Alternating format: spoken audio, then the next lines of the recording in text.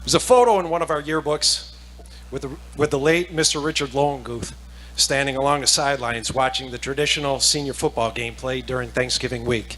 Little aside here, Mr. LOEWENGUTH, Ray-Ban Wayfarers, cool long before there was cool. Well, no, there was cool back then because we had the Fonz, right? It was cool. But somewhere across between Paul Newman and Clint Eastwood, that was Mr. LOEWENGUTH. That was Mr. LOEWENGUTH.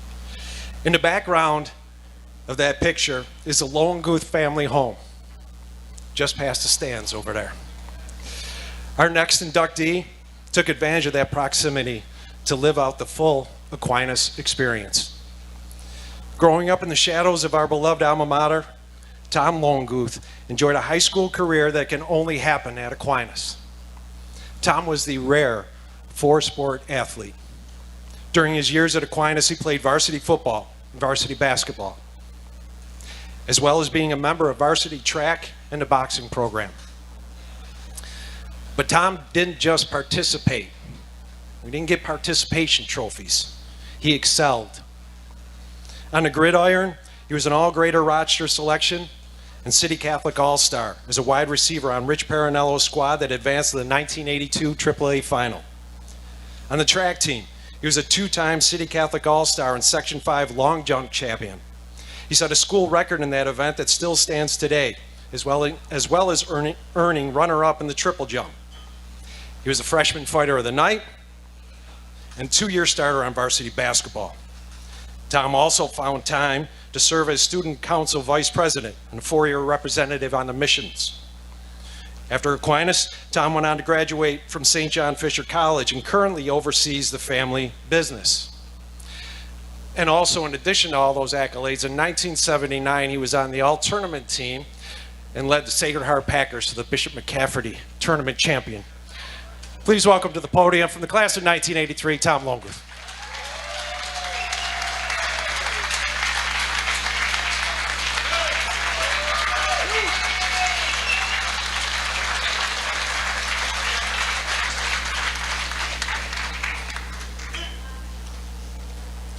Thank you, Paul.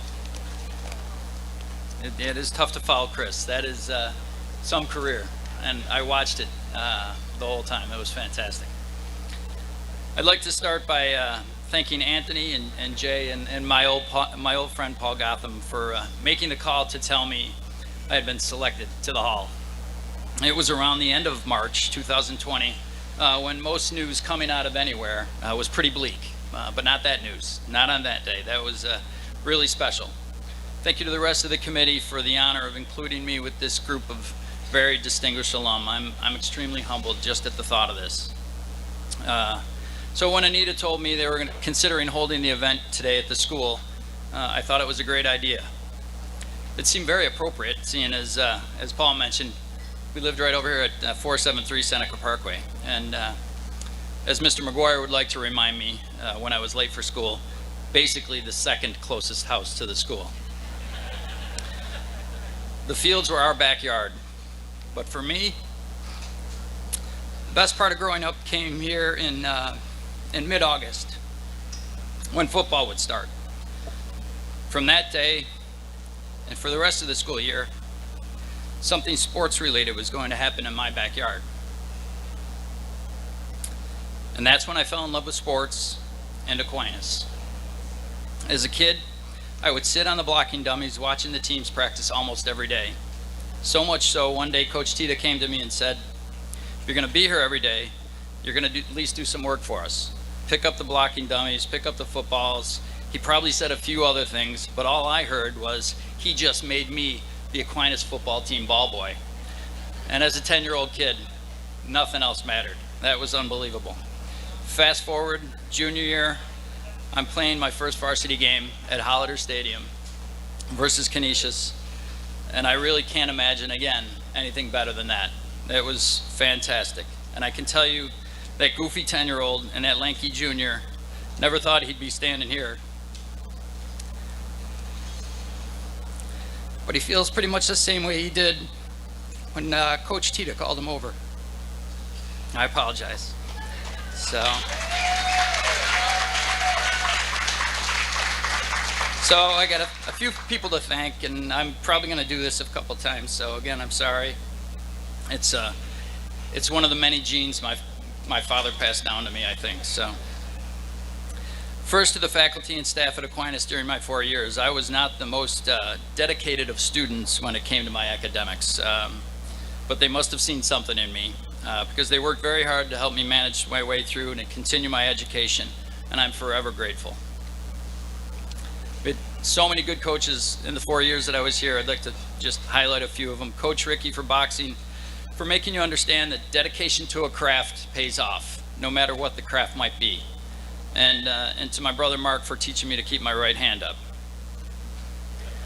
But what I learned from boxing, I learned on my own, and I learned that it's an excellent sport to retire from with your nose intact and as a champion. To the basketball coaches, especially Mr. Pilliter, who was a brilliant teacher with an aura of calm about him that was so beneficial to all the young people whoever had the privilege to be taught or coached by him. My track coach, Mr. Gelati, the man had an uncanny ability to look at a student who wanted to be part of the track team, athlete or not, and find an event for that student that worked for the team, but more importantly, made that student feel like a champion. Again, a brilliant teacher who you could just tell loved his job. To all the football coaches, they were fantastic. Coach Diator, Coach Pizzullo, JV football season was probably the most fun season ever. Those guys were barely 10 years older than us at the time. They knew we were good, we knew we were good, and they let us roll with that attitude, and I think they had as much fun as we did. Coach Parinello, probably the most intense competitive person I've ever known. We really hated to lose, but I don't think we hated it as much as he did. He made you more competitive just by the look on his face at practice, except for when we beat McQuaid. That always put a smile on his face. When I was younger, my dad would say to me, he wouldn't let me play Pop Warner football. He used to say, you'll play football when you play for a real coach that's been trained properly. Well, if there was a statue that was titled Real Coach, I think it would be made in the likeness of my first coach, Mr. McGuire. That baseball cap, his whistle, little rain hoodie he used to wear all the time, and that voice that would make any one of us jump if we heard it today. Great coach, great teacher, great disciplinarian. I'm sure most of you know that. I didn't ever get in trouble. And a great man. I'm blessed to have friends here from grammar school, high school, college, and friends from after college. Just wanted to thank them all for being here today. One of them took a red eye all the way from Vegas for me today, so thank you, Hobie. I think the best thing most of us receive from going to Aquinas is the lifelong friends you made while you attended. I know that was the case for me. It was clearly the case for Chris as well. I wanted to thank all of them for the fun we've had over the years. Especially, we've always been there for each other, and I really appreciate them being here, especially my favorite cousin, Jimmy Schwab, my good friend and commencement speaker this year, Pete Coelli. And I really want to thank Mike Lambert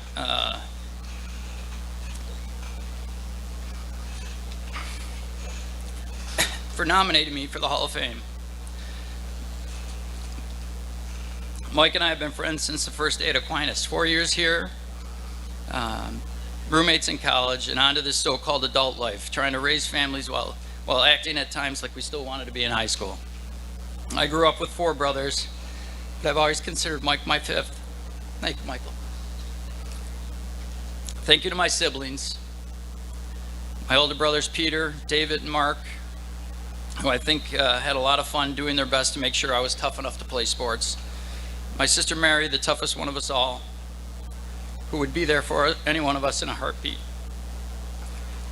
And my younger brother Eric, I think from the time he could walk until now, the two of us have either watched, played, or talked about sports every day. Thank you guys, I love you very much. To my daughters, Maddie and Sophia, one of Maddie's first JV games, soccer games, was here at Aquinas. It was a Saturday game, and I was making her normal game day breakfast when she came down the stairs. But on that day, I I was wearing an Aquinas jacket. She looked at me and she's like, "Dad?" I go, "Sorry, Matt, we took an oath." I don't remember who won that day. She'll tell you though, I'm sure. I want to thank them for enduring enduring my somewhat intense need to push them to sports as little girls. It seemed to work. They both played multiple sports all the way through high school, and they had the good fortune of playing together and winning a sectional title. But most importantly, we were able to watch them fall in love with sports for the same reason I did, because it gave them the ability to spend every day with what would become their lifelong friends. I love you, girls. My beautiful wife, Gina, who I love for so many reasons, but a few that come to mind based on the sports theme. She puts up with my antics while I watch sports, screaming at the Bills or the Orange on TV. She always had a gentle way of reeling me in when I get a little too crazy about the girls and their sports, mostly just by standing in front of me to remind me they weren't going to be much taller than she is, but they'd be just as cute, that's for sure. And ever since college, she's had to listen to my friends and I from high school and college talk about our more than likely very embellished stories. So much so, she can probably recite most of the stories in her sleep. And yet, she still laughs whenever we're all together. I love you, G.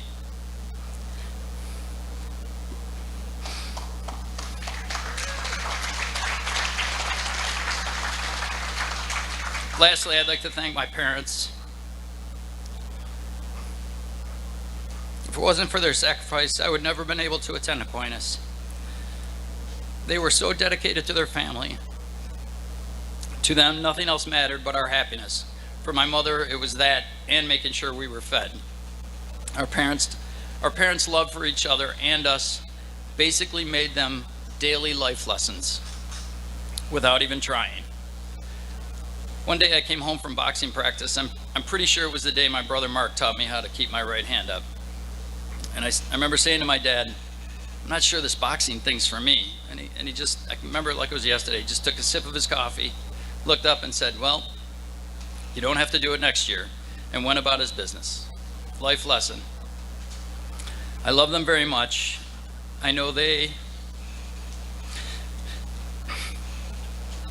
and my brother Pete, are looking down on us today with huge smiles. Thank you again for this honor. I will cherish this the rest of my days.